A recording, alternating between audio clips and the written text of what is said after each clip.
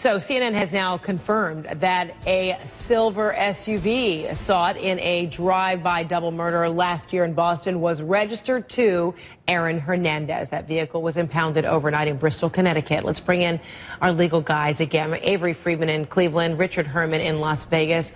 All right, gentlemen, we know Hernandez charged with murder in the death of Odin Lloyd, his friend, held without bail. But now with this new evidence being collected in relation to another murder case, a double murder, this is not looking good.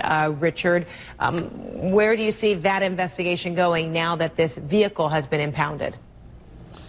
Well, Fred, you have the Florida case where it's alleged that he shot someone in the face. You have the current case in which he's arrested, no bail, planned and deliberate first-degree murder allegations against him. You've got him being investigated on a drive-by shooting last year.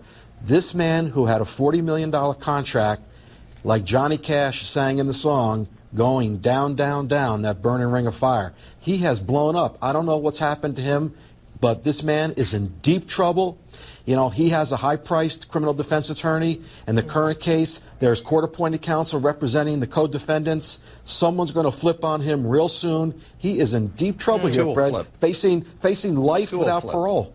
And Richard, do you think ultimately they're going to look at whether these cases are all related, or you know, does it even matter? I mean, you've got separate cases, but all of them involving, you know, allegedly violent crimes here.